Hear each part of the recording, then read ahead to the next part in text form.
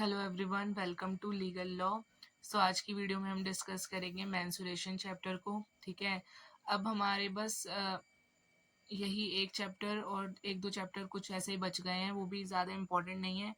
जो जो important chapters थे वो हम कवर कर चुके हैं। ठीक है, बाकी मेंसुरेशन चैप्टर है, ये इम्पोर्टेंट है क्योंकि इसमें से डायरेक्ट फॉर्मूला बेस्ड क्वेश्चन आ सकते हैं, तो इसको आज हम डिस्कस कर रहे हैं।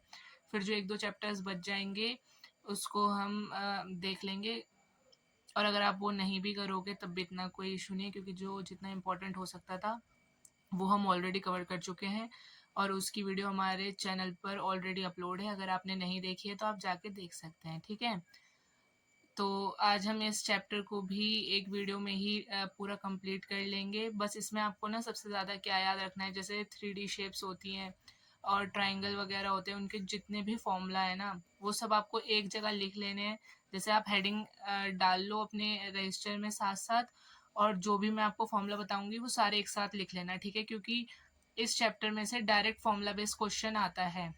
तो अगर आप फॉर्मूला भूलोगे तो फिर वो आप क्वेश्चन कर ही नहीं पाओगे, क्योंकि अगर आपको फॉर्मूला याद नहीं होगा तो आप कैसे कर लोगे। ठीक है, तो इसीलिए इसके जितने मैं आपको फॉर्मूले बताऊं आपको वो सारे याद होने चाहिए, और लास्ट में कराने का ये भी एक रीज़न था इसको, जिससे आपको वो फॉर्मूला आपके माइंड में रहे कि हाँ ये तो अभी आपने रिसेंट में पढ़ा था। तो चलो इस चैप्टर को स्टार्ट करते हैं। देखो, आपको 2D 3D शेप्स तो पता होगी ना, तो पहले हम 2D शेप्स के फॉर्मूला डिस्कस कर लेते हैं, फिर हम 3D शेप्स देखेंगे, फिर इनके क्वेश्चन डिस्कस कर लेंगे। ठीक है, तो जैसे स्क्वायर है, अगर स्क्वायर का हमें एरिया निकालना है तो जो ए है, ए मतलब स्क्वायर की साइड, तो उसकी साइड का स्क्वायर कर देंगे। ठीक है, और अगर डायगोनल दिया हुआ है, साइड नहीं दी हुई है ना स्क्वायर की, और तब फॉर्मूला निकालना है तो वो है d² अपॉन 2। तो ये सारे फॉर्मूले ना आप लिख लेना, जितना बताऊं कि स्क्वायर का एरिया निकालना है तो साइड का स्क्वायर हो जाएगा, और अगर साइड नहीं दी है सीधा डायगोनल दिया है तो डायगोनल का स्क्वायर अपॉन 2, ये इससे एरिया निकलेगा। पेरीमीटर निकालना है तो 4a हो जाएगा। ठीक है, 4 इंटू साइड। फिर नेक्स्ट आता है रेक्टेंगल, इसका एरिया l/b, पेरीमीटर 2l+b। ये सारे आप ऐसे लिखते जाना, लास्ट में आपको बहुत हेल्प होगी। फिर देखो राइट एंगल ट्राइंगल। ठीक है, ट्राइंगल का साइन है ये। राइट एंगल ट्राइंगल का एरिया का फॉर्मूला आप याद रखना, half into breadth into height. ठीक है, फिर हमारा जो नेक्स्ट आता है, और एक आप पाइथागोरस जो थ्योरम होती है उसको भी याद रखना, ये आपका साइड या कोई भी एक साइड निकालने के लिए आगे काम आएगा। क्वेश्चन जब हम डिस्कस करेंगे ना तो आपको ये समझ आ जाएगा। तो पाइथागोरस थ्योरम जो होती है वो राइट एंगल ट्राइंगल पे लग, तो ये हो गया हाइपोटेन्यूस का स्क्वायर इक्वल में sum of square of two sides. ठीक है, ये हम जब क्वेश्चन डिस्कस करेंगे तो आप समझोगे इसे। फिर नेक्स्ट आता है हमारा इक्विलेटरल ट्राइंगल, जिसकी तीनों साइड्स इक्वल होती हैं, उसका अगर एरिया निकालना है तो √3/4 और a²। ठीक है, और पेरीमीटर 3a। तो जितने जितने मैं फॉर्मूला बता रही हूँ ना वो सारे इंपॉर्टेंट है। जैसे इक्विलेटरल ट्राइंगल पे डायरेक्ट आपको क्वेश्चन आ सकता है तो सिर्फ आपको ये फॉर्मूला फिट करना पड़ेगा। फिर मैंने आपको अभी बताया राइट एंगल ट्राइंगल का एरिया निकालना है तो कैसे निकलेगा। ठीक है, फिर स्क्वायर और रेक्टेंगल बताया, तो ये सारे कुछ फॉर्मूला है, ये बहुत यूज होते हैं, तो इनको आप एक जगह लिखते जाना। मैं बार बार इस चीज़ को रिपीट कर रही हूँ क्योंकि नहीं तो आगे आपको दिक्कत होगी खुद ही, तो इसीलिए अभी से एक जगह लिखते जाओ इसे, ताकि रिवीजन ईजी हो जाए। फिर देख लो, ये पैरेललोग्राम का b/h एरिया का है और 2 ब्रैकेट a+b पेरीमीटर का है। ठीक है, फिर नेक्स्ट आता है हमारा ट्रेपेजियम। तो ये आप अपनी मतलब नॉलेज के लिए एक बार देख लो कि थोड़ा सा आप माइंड में रख लो, बाकी इनसे रेयर ही क्वेश्चन आते हैं। ठीक है, तो हाफ इंटू हाइट a+c, ये एरिया है, a+b+c+d ये पेरीमीटर है ट्रेपेजियम का। नेक्स्ट हमारा जो आता है वो है सर्कल। सर्कल का अगेन इंपॉर्टेंट है, तो सर्कल का एरिया अगर आपको निकालना है तो πr²। ठीक है, और सरकमफ्रेंस निकालनी है तो 2πr। ठीक है, सर्कल का कोई पैरामीटर नहीं होता, एरिया और सरकमफ्रेंस होती है। तो एरिया बताया मैंने πr² और सरकमफ्रेंस 2πr। आपको पाई की वैल्यू पता होगी, अगर क्वेश्चन में कुछ भी गिवन नहीं होगा तो पाई की वैल्यू 22/7 लिखी जाती है। ठीक है, फिर हमारा नेक्स्ट जो आता है हाइट ऑफ इक्विलेटरल ट्राइंगल निकालनी होगी। अभी हमने क्या देखा था, इक्विलेटरल ट्राइंगल का एरिया देखा था यहाँ पे, तो √3/4 a² था, पेरीमीटर 3a था। पर हाइट निकालनी इक्विलेटरल ट्राइंगल की तो √3/2 और a। ठीक है, उसमें इतना डिफरेंस है, एरिया में था नीचे यहाँ 4 था और यहाँ a² था, और हाइट वाले में हो गया √3/2a। देखो ऐसा क्वेश्चन आ जाता है, area of a triangle whose base is 21.4 centimetre और हाइट दी है 15.5 सेंटीमीटर। तो नॉर्मल इसमें half into B into H का फॉर्मूला लगना है, ठीक है। उस तरीके से सॉल्व होगा। एक मैं सॉल्व करके आपको दिखा देती हूँ, नहीं तो डायरेक्ट फॉर्मूला ही पुट होगा इसमें। देखो इसका सॉल्यूशन देखो, पहले वाले क्वेश्चन का जो भी मैंने आपको दिखाया, एरिया ऑफ ट्राइंगल हमें निकालना था, ठीक है। क्या फॉर्मूला होगा, half into breadth into height. तो हाफ आएगा, हमें बेस कितना दिया था 21.4, पॉइंट हट के नीचे 10 लग जाएगी। फिर उसके बाद हमें हाइट क्या दी है 15.5, इसमें भी सेम होगा, पॉइंट हट के नीचे 10 लग जाएगा, ठीक है। फिर इन सबको जो कट करके जो हमारा आंसर आएगा ना, वो आंसर आएगा हमारा 165.85, जिसको हम 165.9 भी लिख सकते हैं। इसे आप खुद सॉल्व करके देखना तो आपको समझ आ जाएगा। बाकी इसमें सिर्फ यही एक फॉर्मूला लगना है, एरिया ऑफ ट्राइंगल, ये मत भूलना, ठीक है। इसमें से भी क्वेश्चन आते हैं, half into base into height. देखो एक ऐसे आ जाता है जो कोरेस्पॉन्डिंग करके, मतलब एकदम पैरेलल रख के ना क्वेश्चन सॉल्व करना होता है। दो ट्राइंगल की साइड दी है, two side of triangle are 12.8 metre and 9.6 metre. If the height of triangle is 12 metre corresponding to 9.6 metre, ठीक है। If the height of triangle is 12 metre, ठीक है, और कॉरेस्पॉन्डिंग टू 9.6 मीटर, मतलब ये शायद 9.6 वाले की हाइट दी है, ठीक है। Then what is it height corresponding to 12.8 metre. देखो 9.6 वाले की हाइट दी है 12 मीटर और पूछा है कि 12.8 मीटर वाले की हाइट क्या रहेगी।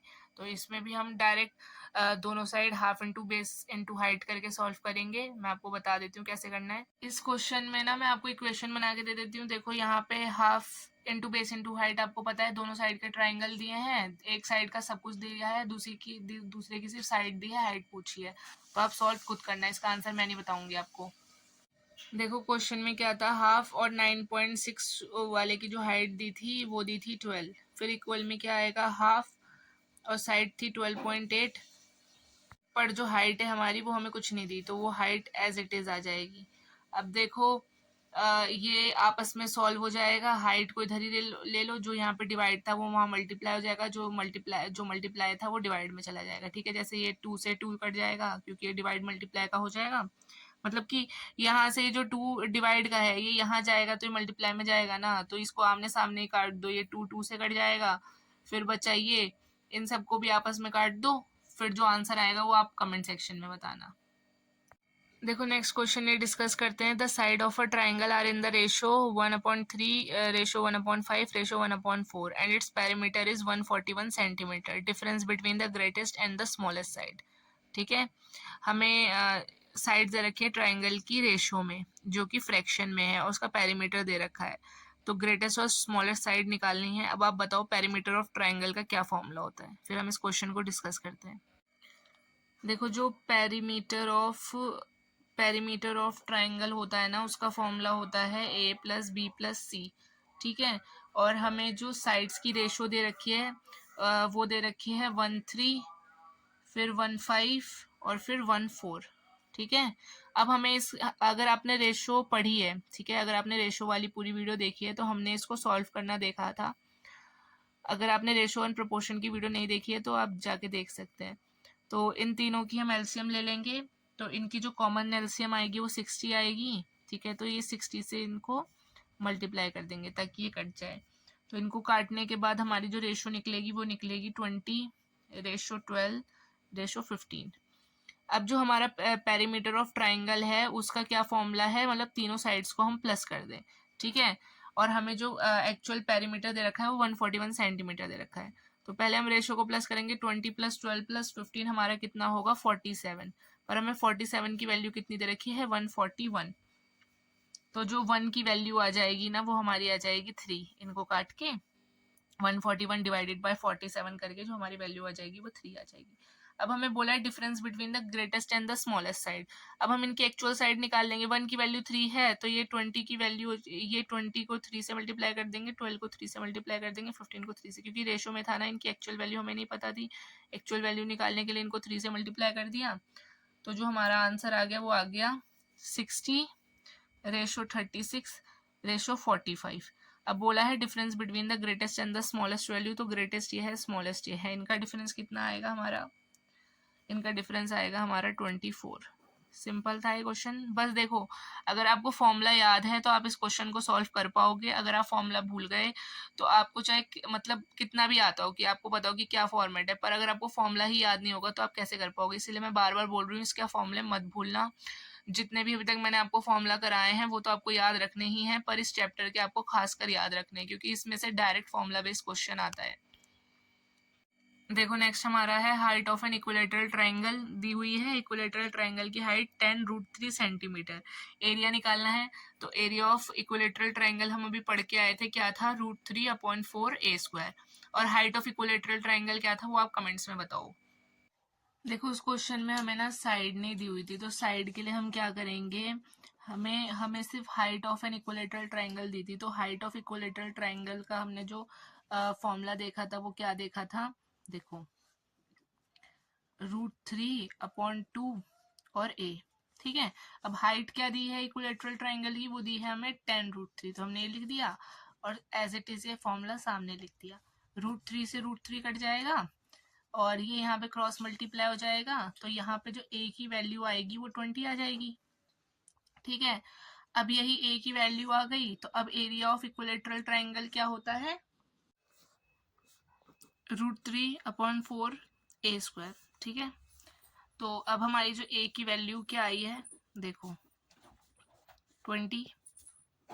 ठीक है, मतलब 20 का स्क्वायर कर दिया तो 20 दो बार लिख दिया, 5 से क्या 100, तो हमारा जो एरिया आ गया क्या आ गया 100√3 और सेंटीमीटर स्क्वायर। ठीक है, ये हमारा आंसर आ गया। याद रखना इक्विलेटरल फॉर्मूला, इक्विलेटरल ट्राइंगल का एरिया निकालने का फॉर्मूला ये होता है, हाइट का ये होता है। ठीक है, अब एक क्वेश्चन है, the sum of all three sides of an equilateral triangle is 15√3 centimetre, the height of triangle is, तो ये आप खुद सॉल्व करके बताना इसका आंसर। ये भी सेम इक्विलेटरल ट्राइंगल पे बेस है। ठीक है, इसमें perimeter of an equilateral triangle निकालना है जिसकी हाइट है 3.46 सेंटीमीटर और इसमें √3 की वैल्यू 1.73 माननी है। ठीक है, तो हमने पढ़ा था पेरीमीटर ऑफ इक्विलेटरल ट्राइंगल 3 ये होता है, हाइट इसमें दी हुई है। अब आप इसकी साइड निकाल के इसको सॉल्व करके इसका आंसर बता देना। ठीक है, अभी हमारा क्वेश्चन है स्क्वायर पे। The area of a square field is 7200 metre square, length of its diagonal. तो हमने एरिया ऑफ स्क्वायर क्या पढ़ा था, a², और एक और पढ़ा था वो था d²/2। तो देखो d होता है डायगनल, तो इसमें हमें डायगनल दिया हुआ है, तो यहाँ हम कौन सा फॉर्मूला लेके चलेंगे एरिया ऑफ स्क्वायर का, d²/2। ठीक है, तो इसको सॉल्व करके देखते हैं कि कैसे सॉल्व होगा। हमने एरिया ऑफ स्क्वायर का फॉर्मूला क्या पढ़ा था, a² नहीं लिखेंगे हम, d²/2 जो दूसरा वाला फॉर्मूला पढ़ा था ना, तो हम उसको लेके चलेंगे क्योंकि इसमें लेंथ ऑफ इट्स डायगनल, मतलब डायगनल की जो लेंथ है वो पूछी है। तो हमें एरिया ऑफ स्क्वायर क्वेश्चन में क्या दिया हुआ है, हमें दिया है 7200 मीटर स्क्वायर, तो हम इसको यहाँ लिखेंगे, d² एज इट इज लिखा रहेगा, अपॉन में 2 आएगा। ठीक है, तो इसको सॉल्व करके हमारा जो d² की वैल्यू आएगी वो आएगी 14400। ठीक है, फिर ये जो स्क्वायर है ये यहाँ रूट में चला जाएगा 14400, तो इसको सॉल्व करके जो हमारा आंसर आएगा वो आएगा 120 मीटर, तो ये डायगनल की वैल्यू आ जाएगी। इसको भी आप याद रखना। ठीक है, a² भी याद रखना और d²/2 भी याद रखना, और स्क्वायर रेक्टेंगल का पेरीमीटर और एरिया निकालने का दोनों का फॉर्मूला याद रखना। ठीक है, देखो नेक्स्ट क्वेश्चन है हमारा ये, a square has the perimeter equal to the circumference of a circle having radius 7 centimetre, ratio of the area of circle to the area of square is. ठीक है, तो पहले इसमें बोला है जो स्क्वायर का पेरीमीटर है वो इक्वल है सर्कमफ्रेंस ऑफ सर्कल के। ठीक है, तो आपको दोनों के फॉर्मूले पता होने चाहिए, मतलब पेरीमीटर ऑफ स्क्वायर का फॉर्मूला इक्वल रहेगा सर्कमफ्रेंस ऑफ सर्कल के फॉर्मूले के, और जो सर्कल की रेडियस है वो 7 सेंटीमीटर दे रखी है, और लास्ट में इसने बोला है कि एरिया ऑफ सर्कल और एरिया ऑफ स्क्वायर की रेशो बताओ। तो देखते हैं हम ये कैसे सॉल्व होगा। पर सबसे मेन है इस क्वेश्चन में, देखो आपको खुद समझ आ रहा होगा इसे पढ़ के, इसमें सिर्फ आपको फॉर्मूला याद रखना पड़ेगा। अगर आपको फॉर्मूला याद है तो आप अच्छे से इस क्वेश्चन को कर सकते हो, अगर फॉर्मूला याद नहीं है तो आप नहीं कर पाओगे। इसीलिए फॉर्मूला अच्छे से याद करके जाना, जितना भी टाइम है उसमें आपको याद हो जाएगा। इसीलिए मैंने ये जो मेंसुरेशन चैप्टर है वो लास्ट में रखा है ताकि आपको अच्छे से याद रहे। देखो a square has the perimeter equal to a circumference of circle था, तो स्क्वायर पेरीमीटर ऑफ स्क्वायर कितना होता है हमारा 4a होता है। उसको किसके इक्वल के रखने बोला था हमें, सर्कमफ्रेंस ऑफ सर्कल, जो कि हमारा 2πr होता है। तो हमने जो स्टेटमेंट थी उसको यहाँ पे लिख दिया, ठीक है। Square perimeter equal to the circumference of circle. तो अब हम यहाँ से क्या करेंगे, जिसमें हमें देखो रेडियस की वैल्यू 7 दी हुई थी, तो अब हम इसको सॉल्व करके यहाँ से हमारी a की वैल्यू निकल जाएगी। तो ये 4a हो जाएगा, ये 2/22/7, ठीक है, क्योंकि पाई की वैल्यू कुछ नहीं दी होती तो 22/7 आती है। रेडियस हमें 7 दे रखा है, यहाँ से ये कट जाएगा।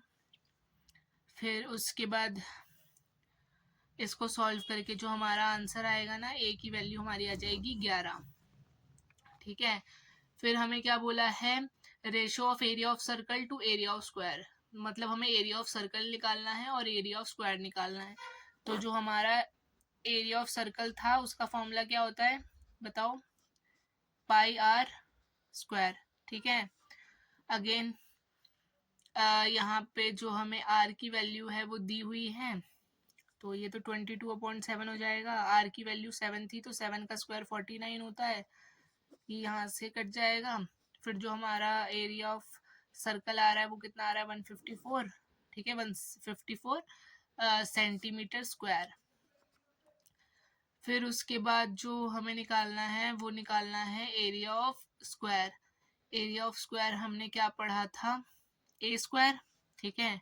तो एरिया ऑफ स्क्वायर क्या आया हमारा, ए स्क्वायर, और ए की वैल्यू हमारी 11 आ गई थी, तो इसका मतलब 11 का हम स्क्वायर कर देंगे तो हमारा आंसर कितना आएगा यहाँ पे, अगर हम 11 का स्क्वायर करेंगे तो 11 का स्क्वायर होता है 121। तो जो हमारी क्या पूछी थी, ratio of area of circle, area of circle 154 हो गया, और ये एरिया ऑफ स्क्वायर हमारा 121 हो गया। इनकी जो रेशियो आ गई हमारी वो आ गई 14 और 11, ठीक है। तो ये हमारा ये आंसर आ गया। देख लो ये पूरा सॉल्यूशन है, हमने कुछ नहीं करा है। क्वेश्चन में बोला था स्क्वायर के पेरीमीटर को सर्कमफ्रेंस ऑफ सर्कल के इक्वल रखो, रेडियस हमें 7 सेंटीमीटर दी हुई थी, हमने वो करके ए की वैल्यू निकाल ली है। फिर लास्ट में बोला है कि ratio of area of circle और एरिया ऑफ स्क्वायर की रेशियो बतानी है, तो दोनों के फॉर्मूले हमें पता थे, हमने वैसे सॉल्व कर लिया। सारा खेल फॉर्मूला का है, फॉर्मूला अच्छे से याद रखना। ये क्वेश्चन आपकी प्रैक्टिस के लिए, इसको सॉल्व करना। If the radius of a circle is equal to the diagonal of a square whose area is 12 centimetre square. अब जो ये एरिया है ना, ये स्क्वायर का एरिया दिया हुआ है, ठीक है। Then area of circle, circle का एरिया बताना है, तो इसको सॉल्व कर लेना खुद से, ईजी है। अब हमारे क्वेश्चन रेक्टेंगल के फॉर्मूला पे आ जाता है। तो देखो, length and breadth of a rectangle field are in ratio 5:2 if perimeter is 238 metre length of the field, ठीक है। तो पेरीमीटर निकाल के हमें निकालना है, देखते हैं कैसे होगा। देखो, लेंथ और ब्रेथ की जो रेशो दी है ना, वो हमें दी है 5:2। तो हम इसको क्या मान लेंगे, इसको मान लेंगे हम 5x, इसको मान लेंगे 2x, क्योंकि हमें आगे सॉल्व करना है ना, तो हम डायरेक्ट इसको 5 और 2 नहीं लिख सकते, क्योंकि एक्चुअल नंबर नहीं है, रेशो है। तो 5x और 2x मान लेंगे। और पेरीमीटर दिया है 238 मीटर है, लेंथ निकालनी है फील्ड की। तो पेरीमीटर ऑफ रेक्टेंगल कितना होता है, आप सबको मैंने बताया था 2l+b, ठीक है। अब इसमें वैल्यू पुट करो, पेरीमीटर 238 दिया हुआ है, 2 हमें फॉर्मूला में दिया था, l हो गया हमारा 5x, और प्लस में ये 2x हो गया। तो अब ये 7, ठीक है, 5 और 2 प्लस करके 7 हो जाएगा, तो 7x आ जाएगा। फिर 2 की मल्टीप्लाई 7x से करोगे तो 14x आंसर आ जाएगा, ठीक है। तो क्या होगा यहाँ पे, 238 इक्वल है 14x के। फिर यहाँ पे जो हमारी x की वैल्यू आ जाएगी वो कितनी आ जाएगी हमारी 17, x की वैल्यू 17 आ गई। लेंथ ऑफ फील्ड पूछी थी, मतलब लेंथ निकालनी है। अब इसमें से हमने लेंथ क्या मानी थी, 5x मानी थी, तो 5 × 17 आप करोगे तो आपका 85 मीटर आंसर आ जाएगा, ठीक है। तो लेंथ आएगा हमारा 5 × 17 इक्वल में 85 मीटर, ओके। बस फॉर्मूला याद रखना है, दोबारा इसलिए रिपीट कर रही हूँ क्योंकि फॉर्मूला याद रखना है, याद करके जाना। एक क्वेश्चन है, the length of a rectangle is 5 times of its breadth if the area of the rectangle is 3125 centimetre square, then length of a rectangle. तो इसमें भी नॉर्मल एरिया ऑफ रेक्टेंगल का फॉर्मूला लगा के ही क्वेश्चन होगा, ठीक है। बस यहाँ पे क्या इक्वेशन बनेगी, the length of a rectangle is 5 time of its breath. तो ब्रेथ को आप b मान लेना और 5 times of it of its breath के जो है वो लेंथ है, तो अगर ये b हो गई ब्रेथ तो जो लेंथ हो जाएगी वो 5b हो जाएगी, ठीक है। क्योंकि आप सीधा 5 नहीं लिख सकते, क्योंकि अगर आपने ब्रेथ को b माना है तो आपको लेंथ को 5b मानना पड़ेगा। a मान के भी कर सकते हो, इसको ब्रेथ को a मान लो तो लेंथ को 5a मान लोगे, ठीक है। तो मतलब कैसे हो जाएगा, एरिया ऑफ रेक्टेंगल का फॉर्मूला लेंथ इनटू ब्रेथ होता है, तो एरिया ऑफ रेक्टेंगल आ गया 3125, उसको इक्वल करोगे लेंथ इनटू ब्रेथ के, तो क्या आ जाएगा, लेंथ हमने मानी थी 5b और ब्रेथ हमारी थी b, तो 5b इंटू b करके ये सॉल्व हो जाएगा। फिर हमारी जब b की वैल्यू आ जाएगी तो हमारी लेंथ निकल जाएगी रेक्टेंगल की, जैसे हमने पिछला क्वेश्चन सॉल्व करा है। तो इसको आप खुद से ट्राई करना। देखो एक क्वेश्चन हम ये डिस्कस करते हैं, PNA सॉरी, यहाँ पे लिखा है ये है पेरीमीटर एंड एरिया, मतलब perimeter and area of a rectangle sheet are 42 metre, ये पेरीमीटर है और ये एरिया है। Respectively the length of diagonal is, मतलब हमें पेरीमीटर दे रखा है 42 मीटर एक रेक्टेंगल का और एरिया दे रखा है 108 मीटर एक रेक्टेंगल का, हमें लेंथ निकालनी है उसके डायगोनल की। तो देखते हैं कैसे सॉल्व होगा। हमें perimeter of area of rectangle ही दिया हुआ है, हमें एल और बी की कोई वैल्यू नहीं दी हुई, मतलब लेंथ और ब्रेथ हमें कुछ भी नहीं दी हुई है, ठीक है। हमें डायगोनल की वैल्यू निकालनी है। तो देखो ये एक रेक्टेंगल है, हमें इसकी वैल्यू निकालनी है, ठीक है। ये डायगोनल होता है जो किसी चीज को बाइसेक्ट करता है, तो इस डायगोनल की वैल्यू निकालनी है। ना हमें ब्रेथ की वैल्यू दी है ना हमें लेंथ की वैल्यू दी है। तो देखो हम कैसे सॉल्व करेंगे। पेरीमीटर ऑफ रेक्टेंगल कितना होता है हमारा, 2l+b, हमें हमारा पेरीमीटर कितना दिया है, 42 दिया है, और यहाँ पे ये एज इट इज आ जाएगा क्योंकि हमें कुछ दिया ही नहीं है यहाँ पे। तो यहाँ पे l+b की जो हमारी वैल्यू आ जाएगी वो क्या आएगी बताओ, 2 यहाँ पे मल्टीप्लाई में तो यहाँ डिवाइड में चला जाएगा, तो यहाँ पे से 21 हो जाएगा। तो l+b की जो हमारी वैल्यू हो गई वो हमारी 21 हो गई। यही साथ ही साथ हम क्या करेंगे, area of rectangle, area of rectangle क्या होता है हमारा l/b, ठीक है। एरिया ऑफ रेक्टेंगल कितना होता है l/b, जिसमें से हमें एरिया ऑफ रेक्टेंगल की वैल्यू दी है 108 मीटर स्क्वायर और लेंथ और ब्रेथ हमें कुछ भी नहीं दी हुई है, ठीक है। तो देखो अब क्या करेंगे हम इसका, हमें लेंथ और ब्रेथ कुछ तो माननी पड़ेगी ना, तो हम एक ऐसी चीज मानते हैं जो इन दोनों में कॉमन आ जाए, जिससे हम कोई चीज यहाँ पे अज्यूम कर ले। तो यहाँ पे अगर हम 12+9 करेंगे तो वो 21 आएगा, और यहाँ पे अगर हम 12 × 9 करेंगे तो वो 108 आएगा। ये मतलब ये एक चीज हमें अज्यूम करनी है कि जिससे हमारी लेंथ और ब्रेथ हमें पता चल जाए। तो यहाँ पे हम इसे क्या लिख सकते हैं, हम इसे यहाँ पे 12+9 भी लिख सकते हैं, और इसको हम क्या लिख सकते हैं, इसको हम 12 × 9 भी लिख सकते हैं, ठीक है। फिर अब हमें लेंथ और ब्रेथ पता चल गई है, इसमें से एक हमारी लेंथ हो गई एक ब्रेथ हो गई। अब हमें पूछा है लेंथ ऑफ डायगोनल, मतलब ये चीज पूछी है, तो ये हम कैसे निकालेंगे। देखो हम इसको यहाँ पे एक को 12 मान लेंगे, इसको 9 मान लेंगे, तो अगर हमें इसकी वैल्यू चाहिए तो अगर हम यहाँ से इसे ऐसे देखेंगे तो ये एक ट्राइंगल बन गया है, ठीक है, राइट एंगल ट्राइंगल। तो यहाँ पे हम अपनी पाइथागोरस थ्योरम लगा सकते हैं। पाइथागोरस थ्योरम क्या कहती है, h² फिर दोनों साइड के जो स्क्वायर होते हैं उनका सम। तो एक को हम यहाँ पे कुछ भी मान लो, इसको हमने p² मान लिया, मतलब परपेंडिकुलर स्क्वायर, और ये हो गया हमारा बेस स्क्वायर, ठीक है। हाइट का स्क्वायर, परपेंडिकुलर का स्क्वायर और बेस का स्क्वायर। तो ये इसको हम हाइपोटेनियस मानेंगे, ठीक है, ये हाइपोटेनियस है, सॉरी मैंने इसे हाइट बोल दिया था, ये हाइपोटेनियस होता है, ठीक है। तो इसकी वैल्यू निकालनी है, तो इसको हम यहाँ पे एज इट इज रहने देंगे, इसका स्क्वायर यहाँ पे अंडर रूट में चला जाएगा। परपेंडिकुलर का स्क्वायर हमारा कितना है, 9² है, बेस का स्क्वायर कितना है, 12² है, ठीक है। सॉल्व करके देखो क्या आएगा, इसका स्क्वायर होगा तो 81 हो जाएगा, इसका स्क्वायर होगा तो 144 हो जाएगा। अंडर रूट में था, अंडर रूट में रहेगा, इसको प्लस करके 225 आएगा। 225 को अगर हम इसका रूट से निकालेंगे तो हमारा आंसर आ जाएगा 15 सेंटीमीटर। हमने इस क्वेश्चन में क्या करा है, हमें एल और बी की कोई वैल्यू नहीं दी हुई थी। यहाँ पे जो आंसर आया l+b का, और यहाँ पे जो आया आंसर l/b का, तो हमने एक कॉमन डिजिट माननी चाहिए जिससे हमारी दो कॉमन डिजिट निकल जाए, वो निकल गई हैं।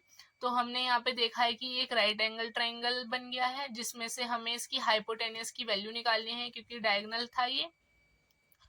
जब भी हाइपोटेनस की वैल्यू निकालनी होगी, हाइपोटेनस की वैल्यू दी होगी, बाकी कोई एक वैल्यू निकालनी होगी, तो आप यही फॉर्मूला लगाओगे जिसे पाइथागोरस थ्योरम कहते हैं, एच स्क्वायर इक्वल में perpendicular square plus base square. तो as it is value put कर दी तो हमारा आंसर आ गया 15 सेंटीमीटर। अभी एक रोम्बस का क्वेश्चन है। रोम्बस का फॉर्मूला मैंने आपको वीडियो की स्टार्टिंग में ही बता दिया था, तो उसी फॉर्मूले को एज इट इज इसमें उसमें वैल्यू पुट करके इसका आंसर निकल जाएगा। देखो क्वेश्चन है, perimeter of a rhombus equal 148 centimetre and one of its diagonal is 24 centimetre. Area of rhombus निकालना है, तो पहले पेरीमीटर ऑफ रोम्बस करके आप इसको सॉल्व करेंगे, उसके बाद एरिया ऑफ रोम्बस करके इसका आंसर आ जाएगा। इसका सॉल्यूशन मैं आपको दिखा देती हूँ। देखो पेरीमीटर ऑफ रोम्बस हमारा 4a होता है, ठीक है, और यहाँ पे पेरीमीटर हमें 148 दे रखा है।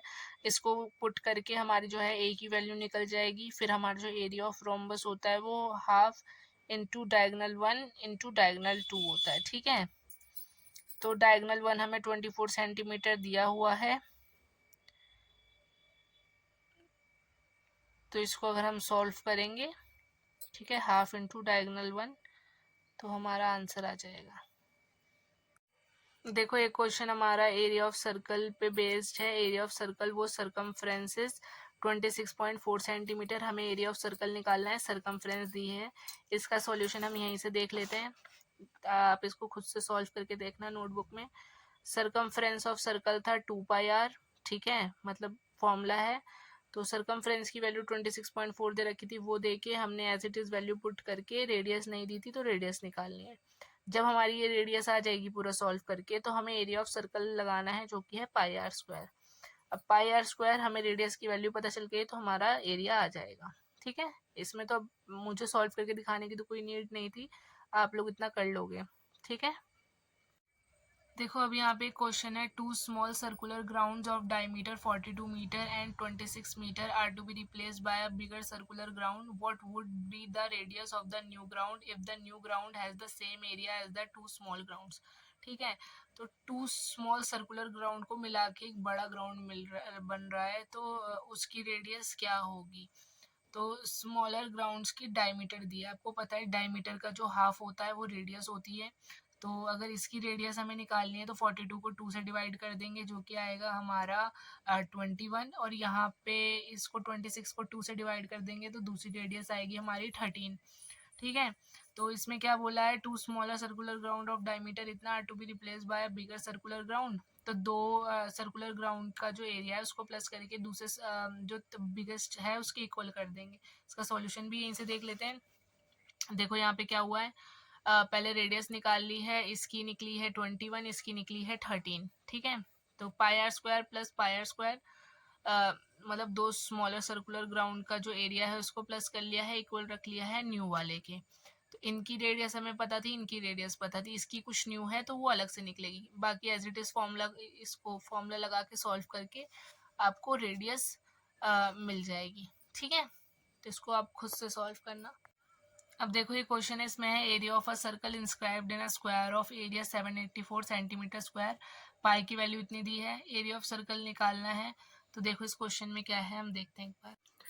देखो इस क्वेश्चन में क्या बोला है, एक स्क्वायर है उसके अंदर एक सर्कल बना हुआ है, ठीक है, और area of a circle inscribed in a square of area.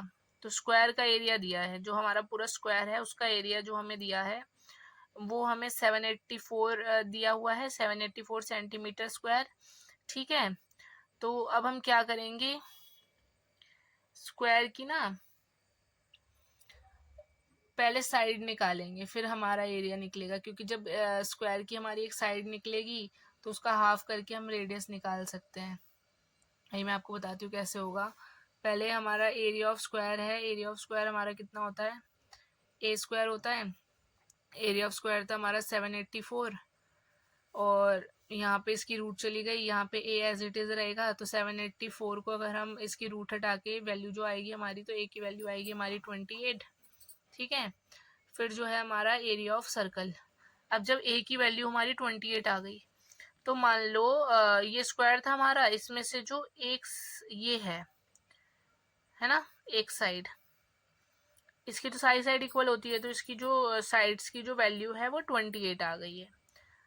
तो ये भी 20, ये अगर 28 है तो ये भी 28 हुआ ना, तो इसका जो हाफ होगा वो रेडियस होगा।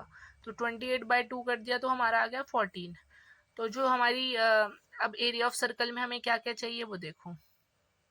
एरिया ऑफ सर्कल में हमें आर की वैल्यू चाहिए, तो आर की वैल्यू हम क्या मान लेंगे 14, तो 22/7 और ये 14 इंटू 14, ठीक है, ये कट गया। हमारा जो आंसर आ गया वो आ गया 616 सेंटीमीटर स्क्वायर। आई होप आपको समझ आ रहा होगा। एक बार आप खुद से प्रैक्टिस करके देखना और बस फॉर्मूला याद रख लेना। देखो ये लास्ट है, ये आप इसे खुद ट्राई करना है इस क्वेश्चन को। अगर कोई डाउट हो तो आप मुझसे पूछ सकते हो, पर इसको आप खुद से ट्राई करना। और जो देखो पहले क्वेश्चन डिस्कस कर लेते हैं। A wheel has a diameter equal to 84 centimetre, then how far does the wheel go in 16 revolution. ठीक है, तो व्हील आपको पता है सर्कल की शेप में होता है, तो सर्कल का जो डायमीटर है वो 84 सेंटीमीटर दे दिया है। अगर आपको रेडियस निकालनी होगी तो इसे आप 2 से डिवाइड कर सकते हैं। पाई की वैल्यू 22.7 दी है और बस ये क्वेश्चन है मतलब उसकी डायमीटर इतनी है, तो वो 16 रेवोल्यूशन में कितनी दूर तक जाएगा, हमें ये निकालना है। ठीक है, तो देखो इसके साथ ना हमारा जो मेंसुरेशन का 2D वाला पार्ट है वो कंप्लीट होता है। मैं 3D वाला भी पार्ट इसी वीडियो में नहीं करा रही हूँ क्योंकि वीडियो बहुत लंबी हो जाएगी। ठीक है, और आप भी एक साथ देखते देखते बोर हो जाओगे, तो 2D वाला पहले कंप्लीट कर लो, फिर मैं 3D वाला भी अपलोड कर दूंगी। वो इसका नेक्स्ट पार्ट रहेगा। तो मतलब टोटल 2 पार्ट में ही मेंसुरेशन वाला चैप्टर हमारा कंप्लीट हो जाएगा। अगर आपको इस वीडियो में कोई भी डाउट लगा हो तो आप कमेंट्स में पूछ सकते हैं। ठीक है, नहीं तो आप लीगल लॉ _02 पे भी मैसेज कर सकते हैं अपने डाउट के रिगार्डिंग। ठीक है, और आई होप आपको ये सब समझ आ गया होगा। और जो मैंने वीडियो के स्टार्टिंग में आपको सारे फॉर्मूला बताए थे ना, वो आप ज़रूर से ज़रूर याद कर लेना, वो आपको काफ़ी हेल्प देंगे क्योंकि इस वाले चैप्टर से डायरेक्ट फॉर्मूला बेस्ड क्वेश्चन आते हैं। ठीक है, क्योंकि आपको अगर फॉर्मूला पता होगा तो आप आंसर अपने आप निकाल लोगे। ठीक है, क्योंकि एज इट इज़ आपको सिर्फ वैल्यू पुट करनी होती है और आपका आंसर आ जाता है। इसलिए आप फॉर्मूला ज़रूर से ज़रूर याद करना, एक जगह लिख लो जिससे आपको दिक्कत ना हो लास्ट टाइम पे रिवाइज करने में। और उसके बाद भी कोई डाउट हो तो आप पूछ सकते हो। ठीक है, तो all the best guys, see you in next part.